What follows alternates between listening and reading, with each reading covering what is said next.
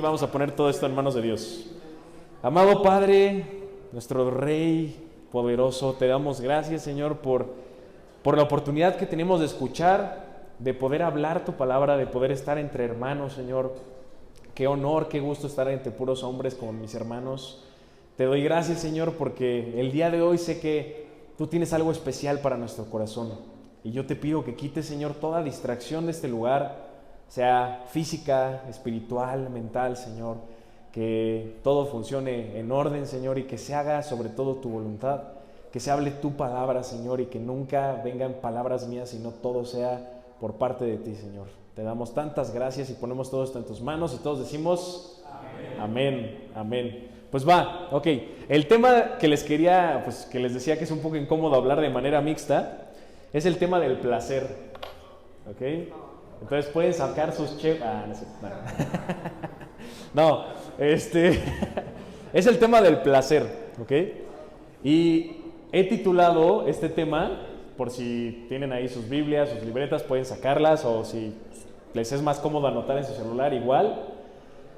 Pero este tema se llama Prisioneros de causas vacías.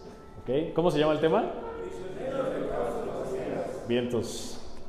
Y aprovechando que estamos entre puros hombres, la verdad, porque sí me cohibiría mucho contar esto, pues, la neta, con niñas, ¿no?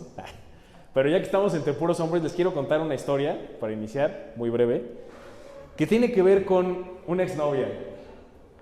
¿Quién conoce ese enemigo mortal? Sí, ¿verdad? Ok. Tiene que ver con una exnovia, y se los cuento, pues, no de manera orgullosa, sino fue la primera novia que yo tuve, ¿no? No, obviamente no voy a decir su nombre, nadie la conoce, pero aún así, ¿no? Pues no.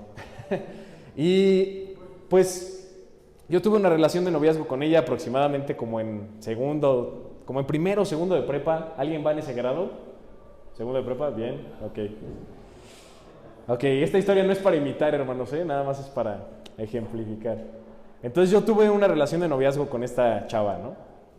Y no me acuerdo ni cuánto duramos, la verdad. Pero el punto es que, y este es el punto del que voy, es un poco privado, pero pues voy a aprovechar aquí en confianza. Yo perdí mi virginidad con esta chava.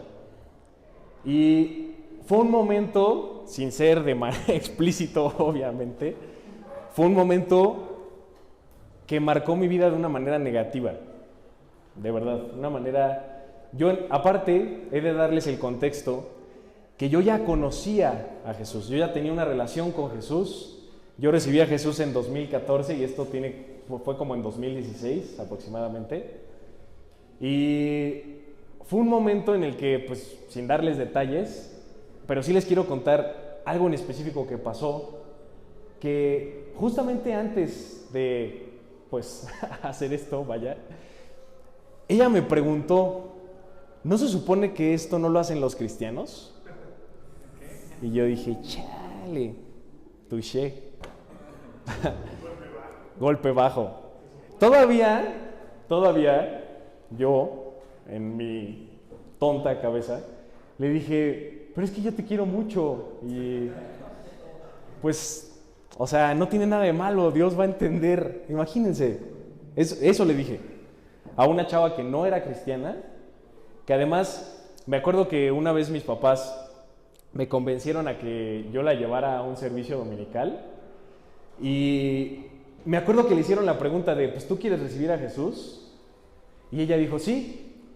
Y yo me enojé horrible con mis papás, porque mi mamá era la que le estaba preguntando y ella le dijo que sí. Y yo le dije a mi mamá, no estés molestando, seguro te está diciendo porque, pues, quiere quedar bien contigo. Y me la llevé.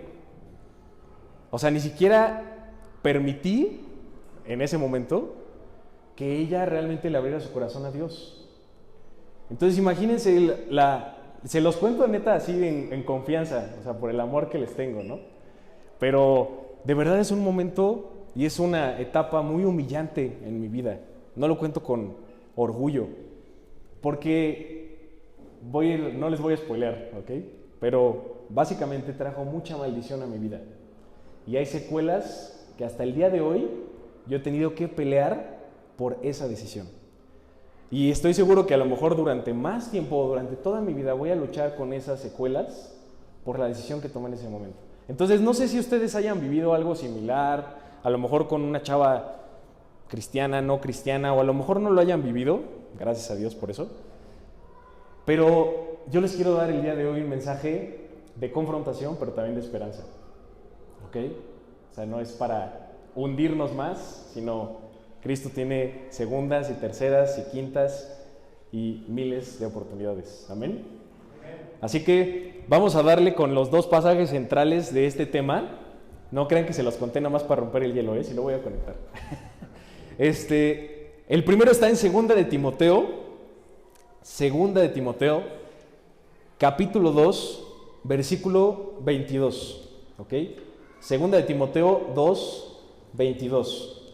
Y dice así: huye, a ver, repite conmigo, huye, pues, de las pasiones juveniles y sigue la justicia, la fe, el amor y la paz con todos los que invocan al Señor con un corazón puro. Y el segundo pasaje está en Filemón, es una carta muy chiquita, es la carta más chiquita que escribió el apóstol Pablo. Es en la epístola de Filemón, solamente tiene un capítulo, y es el versículo, vamos a leer el 1 y luego del 8 al 10. Dice así, Filemón 1:1, Pablo, ¿qué dice la palabra de Dios? Prisionero o preso de Cristo Jesús. Y luego el versículo del 8 al 10 dice, por lo cual, aunque tengo mucha libertad en Cristo para mandarte a hacer lo que conviene, porque Pablo le está escribiendo a Filemón, no obstante, por causa del amor que te tengo, te hago un ruego, siendo como soy, anciano, y ahora también, ¿qué? Prisionero de Cristo. Estos dos pasajes, vamos a empezar con el primer punto de este tema que se llama el altar del placer. El altar del placer. ¿Tú sabías que en tu corazón puede haber más de un altar? Porque a veces pensamos que por seguir a Cristo, como yo pensé en ese entonces, ya el altar está construido, yo ya cambié mi vida, ya le entregué mi vida a Jesús y ya no voy a volver a caer. No voy a volver a regresar a lo que antes conocí, ni voy a regresar al pecado y ahora le voy a rendir toda mi vida a Cristo, ¿no? Ese sería el ideal. Pero vamos a ser sinceros, hermanos. ¿Realmente es lo que pasa? Yo les podría asegurar, exacto, yo les podría asegurar que tal vez el día de hoy hay más de un altar del placer en tu corazón y también en el mío. No solamente a Dios, sino se construyen estos altares en nuestro corazón. Ahora, aquí vamos a volver al pasaje de Segunda de Timoteo, súper rápido. Nos da una instrucción clara. No es una sugerencia, no son opciones, no nos dice opción A, opción B y opción C, haz lo que tú quieras, ¿no?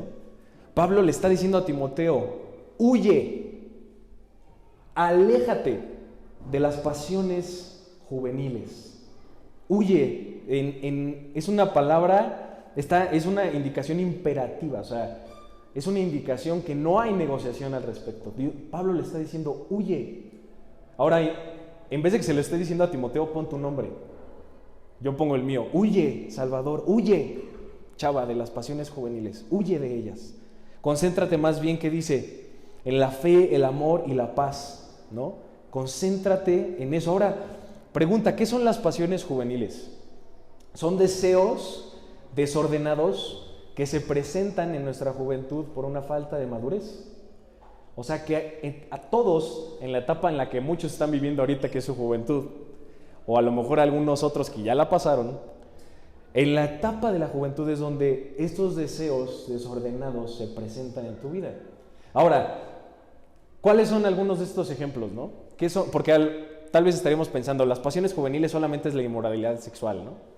Pero no, aquí hay otros ejemplos. La impaciencia, la violencia, las ambiciones egoístas, las discusiones innecesarias, la arrogancia, los caprichos, el querer cumplir con los estándares estéticos que pone el mundo y, sobre todo, y con lo que quiero enfatizar el día de hoy, es la inmoralidad sexual. Ahora, ¿Por qué hacer alusión a un altar? Justamente estábamos comentando en ADN algo que pasaba en el Antiguo Testamento, en el lugar santísimo. Pero, ¿por qué hacer alusión al altar? Porque en el Antiguo Testamento nos explica o simboliza de manera directa o indirecta que un altar es igual a adoración. O sea, es una persona construyendo un altar para entregar adoración, ya sea a Dios, como lo vemos muchas veces en el Antiguo Testamento, o a dioses falsos, paganos, muertos, como dice la palabra de Dios. Tienen ojos pero no ven, tienen oídos pero no escuchan, ¿no? O sea, estatuas, dioses falsos. Pero un altar simboliza adoración. Y para que sea un altar, tiene que presentarse sacrificio en ese altar, ¿cierto? El altar del placer exige algo de sacrificio de tu vida.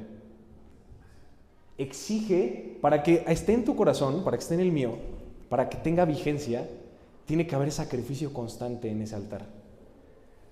Y lo triste o lo doloroso en este caso es que este altar exige sobre todo cosas, bendiciones que Dios ha puesto en tu vida.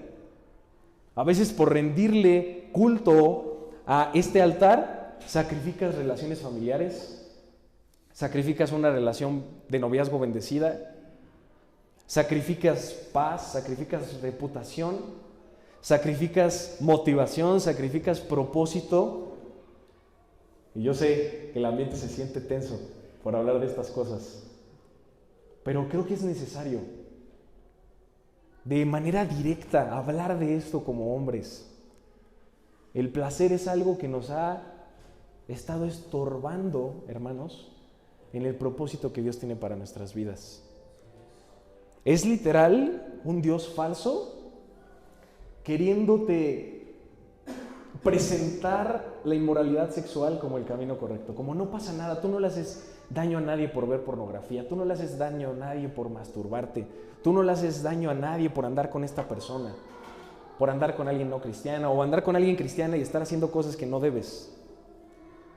Y no le hacemos daño a nadie, es como pues una decisión personal, pero ahí es donde el enemigo quiere que caigamos, porque de la manera en la que yo lo viví, y a lo mejor ustedes lo van a corroborar de manera personal, en lo personal, ese altar al placer trae a tu vida pereza, desgana, trae depresión, como falta de propósito. Tal vez haya algunos aquí, no lo dudo, que jamás hayan vivido algo por el estilo, y gracias a Dios por eso. Pero también es una advertencia para que no te lo tomes como un juego. Y para aquellos que ya tomamos el camino incorrecto en el pasado, también es una reconciliación. Es una confrontación a este tema, es una confrontación a algo que ya hemos pasado. Ahora, podremos pensar que la palabra de Dios se refiere a pasiones juveniles por la edad, ¿no? Como no, pues eso nada más le pasa a los teens, ¿no? De 10 a 15 y ya, ¿no?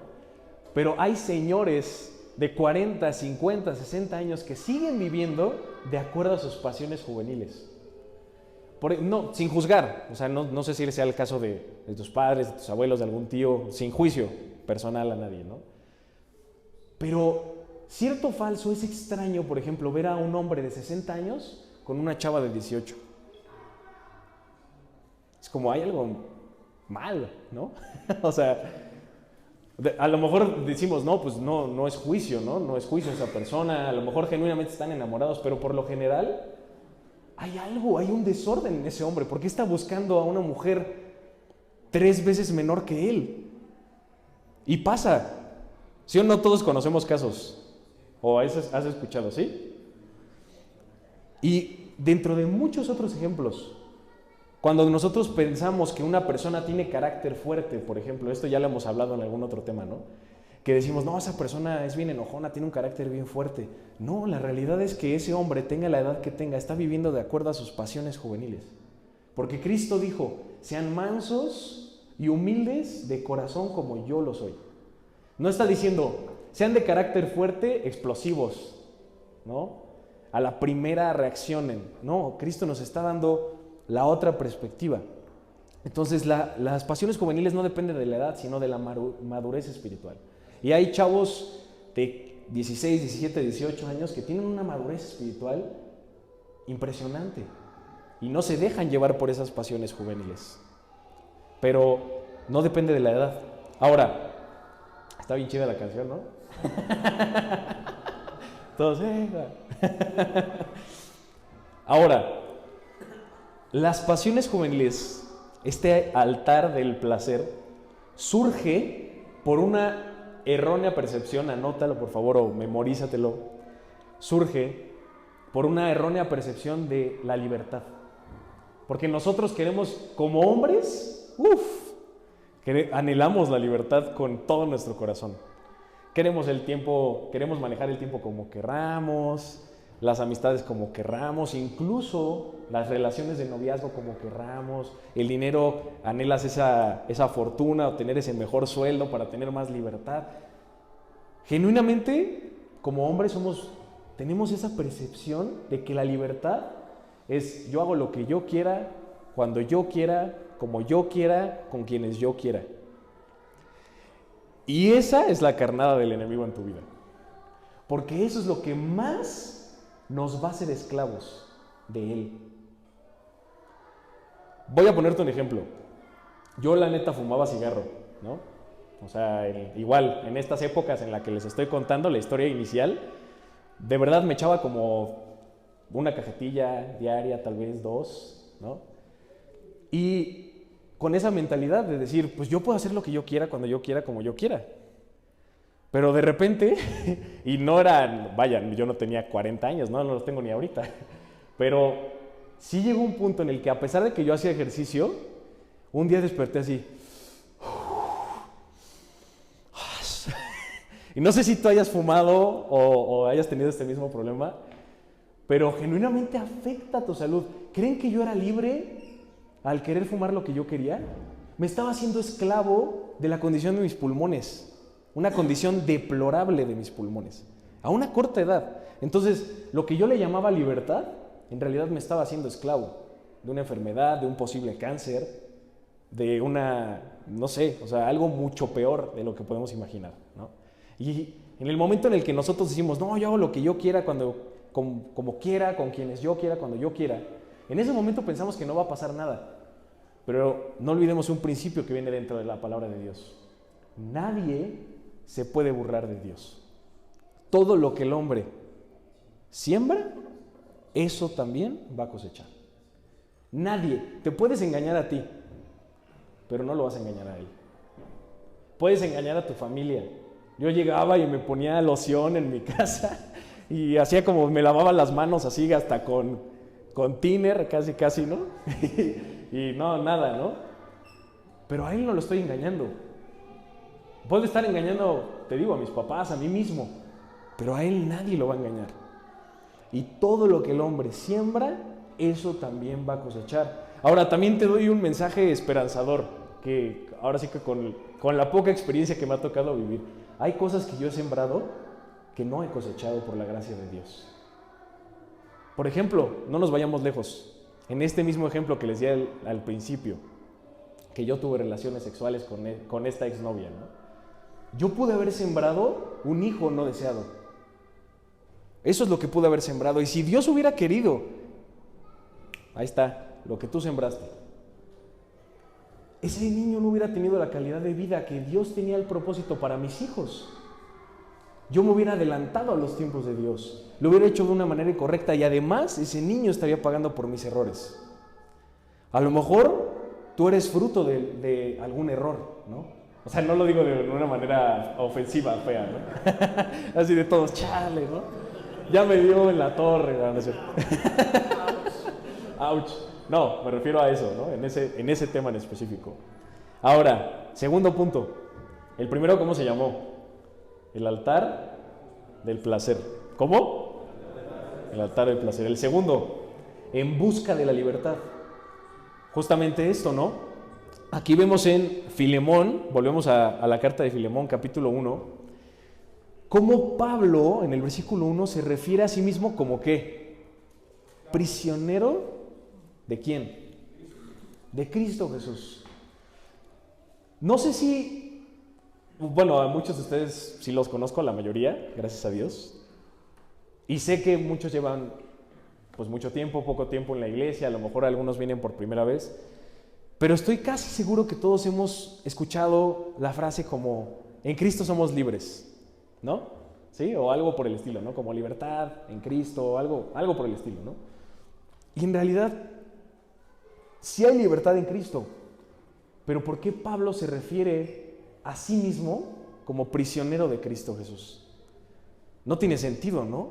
¿No se supone que Cristo me salvó para ya no ser prisionero de este mundo y ahora para ser libre? Pero es que volvemos a lo mismo, hermanos. Tenemos una mala percepción de lo que es libertad. Pensamos que libertad es hacer lo que yo quiera. Pero la palabra de Dios dice que la libertad surge cuando tú te sabes prisionero de Cristo. ¿Vamos bien hasta aquí? Entonces, ¿cómo Pablo era prisionero y a su vez era totalmente libre? Porque estamos hablando del hombre que Dios usó para escribir la mayoría del Nuevo Testamento en tu Biblia. Estamos hablando del hombre que fue encarcelado, fue golpeado, fue ultrajado, fue abandonado por la propia iglesia y aún así él persistía. Estamos hablando del hombre que Jesús tuvo un encuentro con él personal. Es un hombre de Dios 100%. Y cómo él era prisionero y a su vez era totalmente libre. Ahora, la segunda pregunta que debemos reflexionar. ¿Cuántas veces somos prisioneros por causas vacías? Prisionero a tu teléfono, prisionero a las expectativas de tu pareja tal vez, prisionero ante, no sé, la expectativa de tu madre tal vez o de tu padre sobre ti, prisionero de tus propias expectativas, prisionero del dinero, prisionero de algún punto de vista. ¿Cuántas veces somos prisioneros por causas vacías? Aquí solamente tenemos dos opciones y va a sonar muy crudo, pero les voy a decir lo que es 100% la verdad. Nunca vas a ser libre en la perspectiva que tú crees que es la libertad. Nunca va a llegar el día en el que yo voy a mí me gustan mucho las finanzas, aquí Luis lo sabe, también le gustan mucho. Y pues una de las frases que más utilizan es como llegar a la libertad financiera, ¿no? O sea, como llegar a un punto en el que ya tú seas tu propio jefe, nadie te diga así como que no le rindas cuentas a nadie, monetariamente hablando, recibas el salario que tú quieres y así, ¿no? Como que, llegar a la libertad financiera. ¿Han visto esos videos? Como de retirado a los 35 años, ¿no? Crack, ¿no? ¿Cómo? Con dos sencillas aplicaciones. ¿Quieres ser tu propio jefe? Bueno, entonces, pero ¿saben algo, hermanos? Según la palabra de Dios, que es la verdad absoluta, solamente hay dos opciones. O eres prisionero del mundo o eres prisionero de Cristo. No hay de otra. Nunca vas a ser libre de acuerdo a la perspectiva errónea de decir, pues yo decido sobre mi vida y yo tengo total control sobre mi vida. Porque no, si eres esclavo del mundo te va a llevar a más esclavitud. Si eres esclavo de tu carne te va a llevar a más esclavitud. Si eres esclavo de tus tentaciones te va a llevar a más caídas. Pero si eres esclavo de Cristo vas a tener la libertad de acuerdo a la perspectiva de Cristo. No de acuerdo a tu perspectiva, ni de acuerdo a la mía. Ahora, se los quiero confirmar con este pasaje.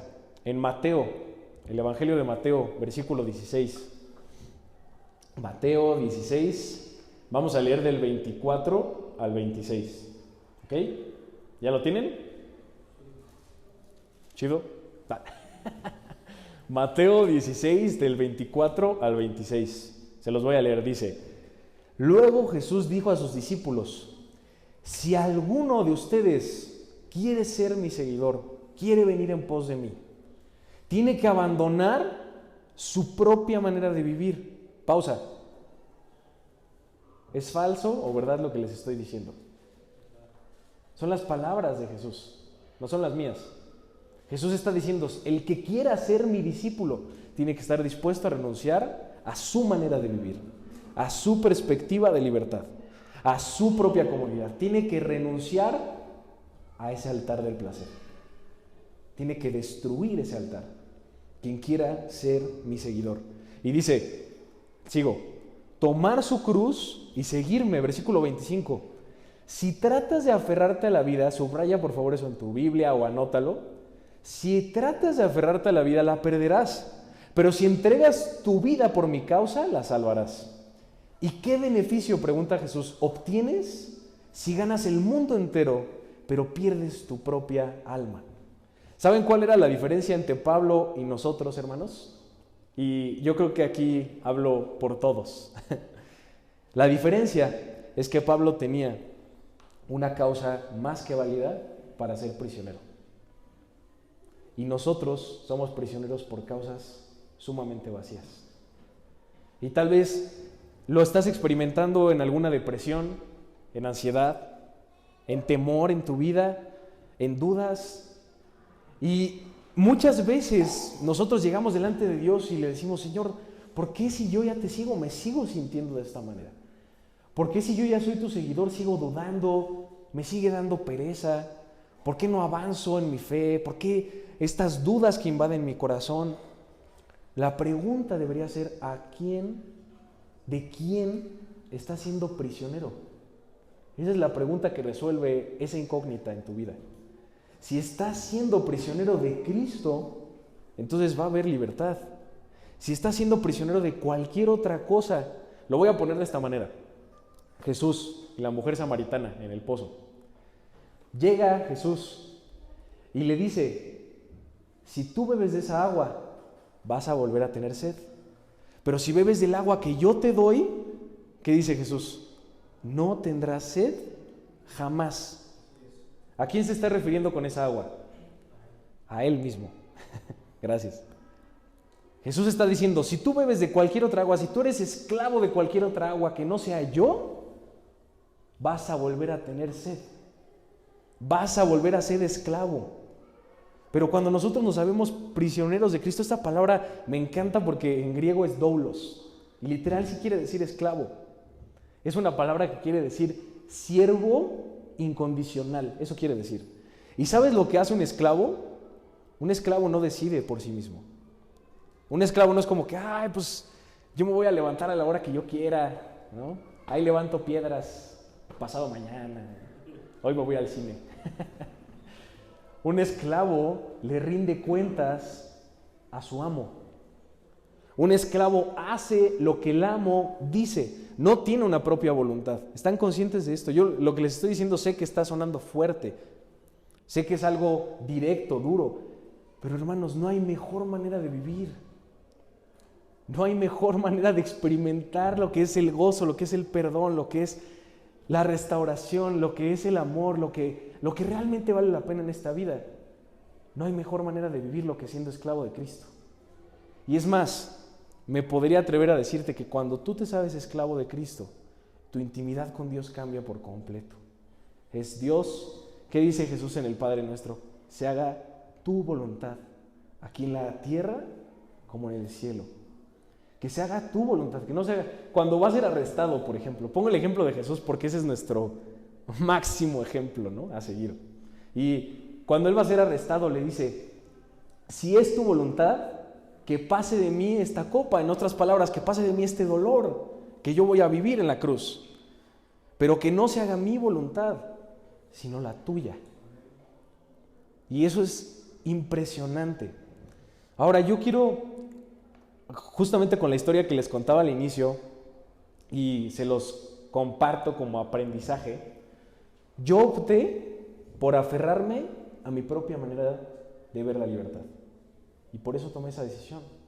Aún cuando esta chava, literal, Dios la usó para decirme, ¿no se supone que los cristianos no hacen eso? Yo en ese momento a lo mejor pude haber dicho, ¿es verdad? No, perdóname, ¿no? No, y huir en ese instante, ¿no? Dejarla con la cuenta. De ahí sí queremos huir. No, pero yo opté por aferrarme a mi propia manera de ver la libertad y terminé siendo esclavo durante muchos años. Esclavo de la pornografía, esclavo de la masturbación, esclavo de mi vista. de no poder controlar cuando una mujer pasaba. Y no sé si tú estés viviendo ese tipo de esclavitud, pero te lo dice alguien que por la gracia de Dios ya no es esclavo. Y claro que hay libertad cuando tú te sabes esclavo de Cristo. A veces yo traté, ¿no?, de ser libre con mis propios medios, decir, pues Dios, tú bendices todas mis decisiones y tú vas a prosperar, yo tengo este plan, te lo presento, apruébalo, ¿no? Como si fuera, no sé, relaciones humanas pasando. Así de, bueno, pues ahí te lo entrego, ¿no? Recursos humanos, perdón. Pero en realidad con Dios es, Señor, yo puedo tener estos planes, vengo, te los comunico porque eres mi Padre, porque me amas y porque yo te amo, pero que no se haga mi voluntad, sino la tuya. Y no les estoy diciendo, hermanos, no los estoy animando a que paren en sus planes, sino que se los entreguen a quien realmente tiene el control de ellos. Y no hay vida más abundante, no hay vida más feliz que entregarle. No sé si ustedes hoy día se sientan cargados por las cosas que están pasando, como presionados, de decir, tengo todas estas responsabilidades y tengo que pagar esto, y tengo que ahorrar para esto, y pues ya tengo que pagar el seguro de mi coche, o no me va a alcanzar para tal, y no sé qué. Cuando tú le entregas esas cargas a Cristo y te vuelves su prisionero, esas cargas se van y tú estás liviano, porque estás confiando en aquel que realmente tiene el poder. Porque tú y yo no lo tenemos. Podemos decir, y dice la palabra de Dios, creo que es en la carta de Santiago, dice, ustedes planean, ¿no? Y dicen, mañana haremos tal cosa e iremos a tal lugar y ganaremos tal.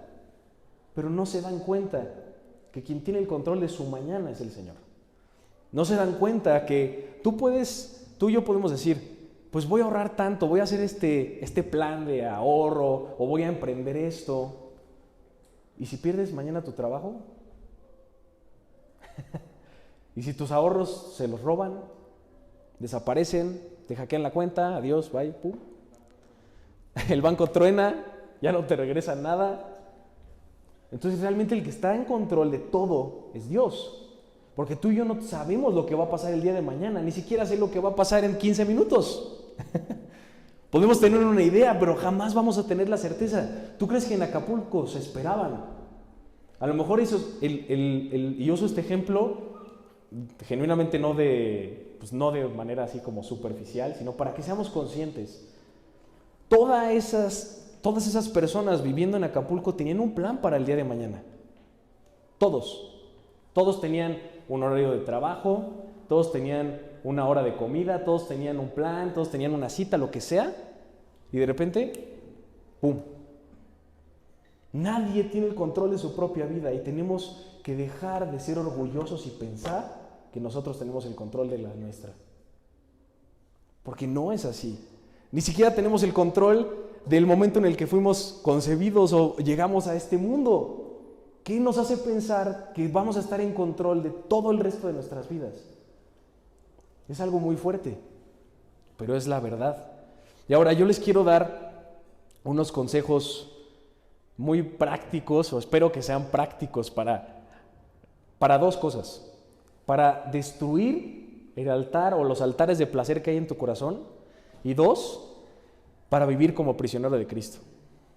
Porque las dos cosas van a traer bendición a tu vida y las dos cosas van a glorificar a Dios en tu vida. La primera es, vamos a leer de nuevo 2 de Timoteo, el pasaje en el que estábamos, versículo 22. 2 de Timoteo 2, 22. Literal, las partes finales de estos dos pasajes centrales, tanto en Timoteo como en Filemón, nos van a dar la respuesta. O sea, va a ser literal la palabra de Dios para tu corazón. Entonces, 2 de Timoteo 2:22 dice la segunda parte: y sigue la justicia, la fe, el amor y la paz con los que invocan al Señor con un corazón puro.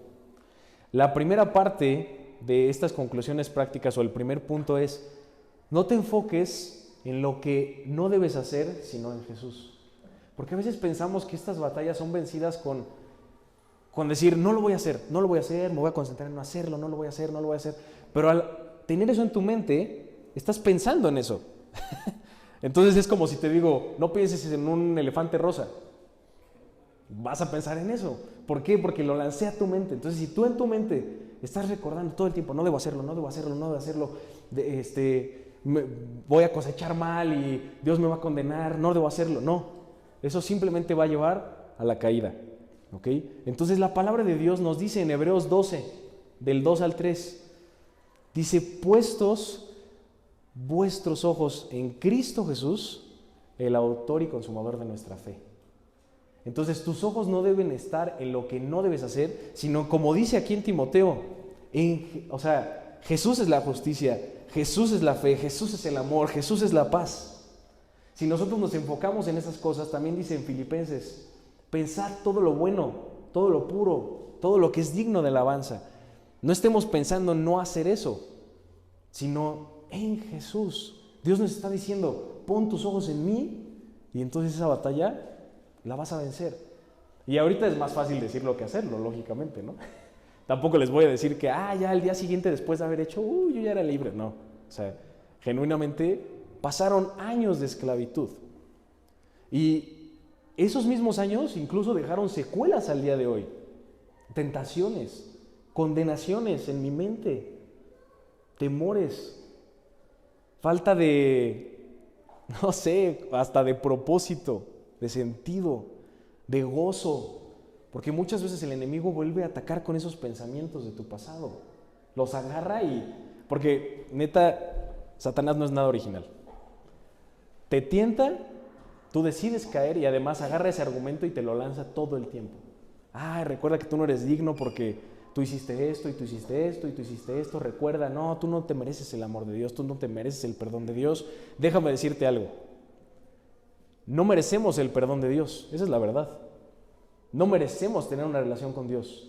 Pero ahí dice la palabra de Dios, cuando la ley se introdujo, el pecado abundó. Pero cuando el pecado abundó, sobreabundó la gracia de Dios. Sobreabunda la gracia de Dios en tu vida. Y esa es la razón por la cual tenemos perdón, esa es la razón por la cual te puedes acercar confiadamente a la presencia de Dios. Es la razón por la cual le puedes pedir perdón, es la razón por la cual puedes tomar fuerzas en el Señor, por su gracia, no por tus méritos, no por los míos, sino por la gracia de Dios que sobreabundó todo en la existencia. Segundo punto práctico, pertenece a una comunidad que busque a Jesús. Y no me refiero nada más a una comunidad que predique a Jesús. Eso es una cosa diferente. A una comunidad que tenga una intimidad con Jesús. Pertenece a una comunidad que tenga una intimidad con Jesús. Literal, toma amigos que tú sabes que se ve en su fruto que tienen intimidad con Jesús. Porque yo puedo decir, me congrego los domingos y vengo los viernes, pero si realmente yo no tengo una intimidad con Dios, es pura apariencia. Pero no hay esa intimidad con el Señor. Porque aquí dice en 2 de Timoteo, en la segunda parte, dice, sigan la justicia, la fe, el amor y la paz. ¿Con quiénes? Con los que invocan al Señor con un corazón puro. El corazón puro solamente se logra con intimidad con Dios. Entonces nos está diciendo la palabra de Dios, sigue todas estas cosas con los que tienen una intimidad con Dios. Ahora, en este punto yo no les estoy diciendo que debemos abrir a las personas que no conocen a Dios, ¿no? Así de nuestra vida, de que bueno, a la goma. No, porque Jesús también se sentaba con republicanos y con prostitutas y con cobradores de impuestos y se sentaba con ellos, pero también ellos no salían como si nada después de haber estado con Jesús. La mayoría salía transformado cuando realmente había fe en su corazón. Ahora, repito, no te estoy diciendo que abras a esas personas de tu vida, sino que tu círculo cercano sean personas, sean hombres, sean familiares que tengan una intimidad con Jesús. Porque así vas a encontrar un gran consejo, un gran consuelo, vas a encontrar palabras de sabiduría, vas a encontrar un amigo de verdad. Como la palabra de Dios menciona con la amistad entre David y Jonatán, que era una amistad tan fuerte que eran como hermanos. Y la palabra de Dios sí dice que aquellos que somos hijos del Padre, somos hermanos. Que Cristo es el primogénito entre todos los hermanos. Entonces, pertenece a una comunidad que busque a Jesús con todo su corazón. Ahora, la tercera parte tiene que ver de estos consejos prácticos, este tercer consejo, con la carta de Filemón que acabamos de leer en el único capítulo que tiene. Y es 3, renuncia a los altares falsos. ¿Sabes? Una vez, ahora sí que ni quiero decir que fue como revelación divina, jamás me atrevería a decir eso, sino simplemente en mi corazón, de manera personal, no es una verdad absoluta, yo sentí en oración con Dios que yo tenía en ese momento, pues justamente parte de estas batallas que les estoy comentando, ¿no? Con lo de la inmoralidad sexual. Y yo le decía a Dios, pero Dios, ¿cómo? O sea, me siento indigno de llegar a ti, ¿cómo derribo esto? ¿Cómo acabo con esto? Ya quiero terminar con este patrón destructivo en mi vida porque no te está honrando a ti, porque me interrumpe en mi relación contigo, porque me hace tropezar en la vida. Y lo que yo sentí en mi corazón, les digo de manera muy personal, fue, yo no voy a destruir el ídolo, te voy a dar el hacha y tú lo tienes que hacer. Yo no voy a destruir ese altar. Él te da la herramienta y tú decides si hacerlo o no. Tú decides si destruirlo o no. Vamos a leer un pasaje que está en Deuteronomio 12, Deuteronomio capítulo 12, del 2 al 3. Está ahí al inicio de sus Biblias. Ok, Deuteronomio 12, del 2 al 3. Dice así: destruirán completamente todos los lugares donde las naciones que desposeerán sirven a sus dioses, sobre los montes altos, sobre las colinas y debajo de todo árbol frondoso. Esta es una instrucción de Dios al pueblo de Israel. ¿A quién le está diciendo que destruya sus altares? Al pueblo de Israel. Esa misma instrucción es para nosotros. La palabra de Dios no está diciendo, yo voy a destruir ese altar, tú tranquilo, tú descansa, tú no hagas nada. Está dando una instrucción, así como en 2 de Timoteo le dice a Timoteo Pablo, huye, ahí les está diciendo, destruyan. No hay negociación aquí. Destruyan esos templos, esos altares que son dirigidos a dioses paganos. Y nosotros somos expertos en construir esos altares en nuestro corazón, pero Dios no nos está dejando solos en el proceso. Ojo aquí, Dios no te deja solo en el proceso, pero sí te da la instrucción de tú debes hacerlo. Yo voy a estar contigo. Pero ¿a poco a Moisés le dijo, bueno, ve y libera al pueblo de Israel de Egipto, ¿no? Y Moisés le dijo, no, pero pues no soy muy hábil con mi habla, soy tartamudo, no lo voy a poder hacer. Y Dios le respondió, no te preocupes, Moisés, yo lo hago. ¿Eso le dijo? ¿Eso pasó en la historia? No, le dijo, diles que yo soy, va contigo, que yo soy, te ha mandado a ti con ellos, y tú vas a ir delante de Faraón, y tú vas a liberar al pueblo de Israel. Tú lo vas a hacer, yo voy a estar contigo. Esa historia me encanta porque Moisés y Dios tienen una comunión tan maravillosa. Empieza con un hombre tartamudo, pidiéndole a Dios que le dé habilidad para hablar, y termina con un hombre de rodillas en un monte, buscando la presencia de Dios. Un hombre que estaba dispuesto a perder su propia vida con tal de encontrar la presencia de Dios. Y el cuarto consejo práctico es ya dejar de poner el foco en nosotros, porque el cuarto punto es interceder en oración por los que sabes que también necesitan sanidad en su vida. Aquí mismo dice en Filemón capítulo 1, vamos de regreso, los traigo de allá para acá. Filemón capítulo 1, versículo 10, el inicio del versículo 10. Te ruego por mi hijo Onésimo. Contexto, rapidísimo, que no se los di de esta carta. Esta carta se la escribe Pablo a Filemón es una carta maravillosa porque Pablo le dice a Filemón tenía un esclavo que se llamaba Onésimo, que básicamente la palabra de Dios nos da a entender que terminaron mal.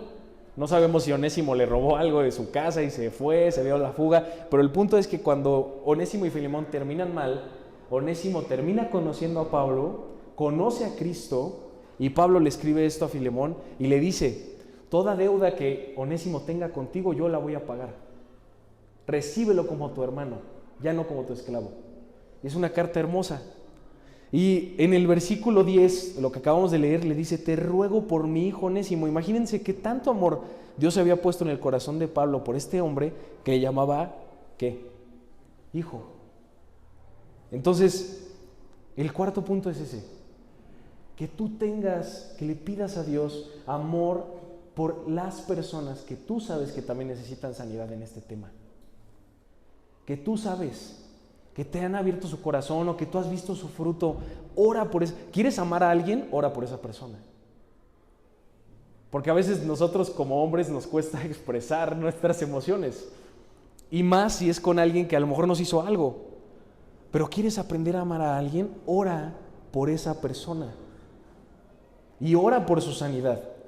Hay una frase que leí no me acuerdo del libro, pero el autor es Brother Lawrence, que dice: muchas cosas son posibles para la persona que tiene esperanza, aún más para la persona que tiene fe, mucho más para aquella que sabe amar, pero todo es posible para la persona que practica las 3 virtudes. Para la persona que sabe amar, para la persona que tiene fe, para la persona que tiene esperanza en Cristo Jesús, no en sus fuerzas. Todo es posible. Y quisiera cerrar con esto, hermanos, si me lo permiten, antes de pasar a unos pequeños grupos. Y es que vamos a ir al Evangelio de Juan, capítulo 17. Ya con esto cerramos. Juan, capítulo 17. Dice así, del 17 al 21. En este capítulo es la última oración de Jesús antes de que Él sea crucificado. Antes de que Él sea arrestado, ¿ok? Del 17 al 21 dice: santifícalos en la verdad, tu palabra es verdad. Como tú me enviaste al mundo, yo también los he enviado al mundo, y por ellos yo me santifico, para que ellos también sean santificados en la verdad. Pero no ruego solamente por estos. Hasta ese momento Jesús está orando por sus 12 discípulos, ¿ok? Y por los que lo seguían en ese momento. Pero aquí hace una pausa en el versículo 20 y dice: no solamente ruego por estos, sino también por los que han de creer en mí por la palabra de ellos. ¿Quiénes crees que son todos ellos? Nosotros. Somos nosotros. Nosotros somos los que hemos recibido a Cristo por la palabra de ellos, de los discípulos a través de generaciones. Y versículo 21 dice: para que todos sean uno, como tú, oh Padre, estás en mí y yo en ti. Y que también ellos estén en nosotros, para que el mundo crea que tú me enviaste. Con esto me gustaría cerrar, chavos. Jesús intercedió por nosotros cuando aún éramos prisioneros en este mundo.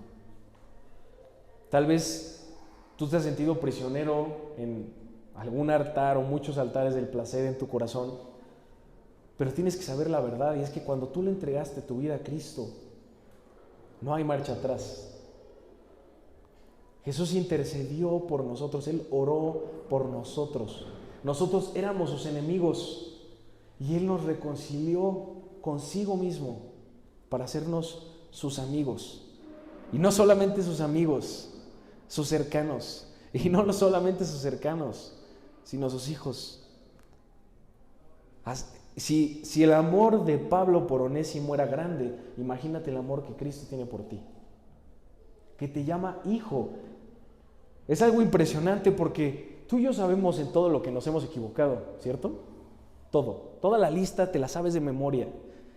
Y te la sabes, aparte de que a lo mejor tienes buena memoria, porque Satanás se encarga de estártelo recordando todo el tiempo. Pero aún así Él te llama hijo. Y a sus hijos los trae de nuevo a reconciliación y los trae de nuevo a restauración. Hay esperanza en Cristo Jesús. No la hay en ti, no la hay en este mundo, no la hay en absolutamente nada ni nadie más que en Jesús. Jesús fue el prisionero con la causa más honrosa, maravillosa y plena de toda la historia. Él honró, buscó y glorificó al Padre. Él decidió ser prisionero de eso. ¿Qué vas a decidir tú? Y tal vez el día de hoy, y a mí me gustaría que cerraran sus ojos ahí en su lugar para poder orar. Y yo le quiero pedir a nuestro Dios maravilloso que hable a lo más profundo de tu corazón, que te haga entender un poco, un mínimo del amor que Él tiene por ti, de la esperanza que hay en Cristo Jesús. Un poco. Y tal vez tú estés en este momento pensando todo lo que hiciste en esos momentos o todo lo que haces el día de hoy. Pero voltea a ver a Cristo. Voltea a ver la cruz.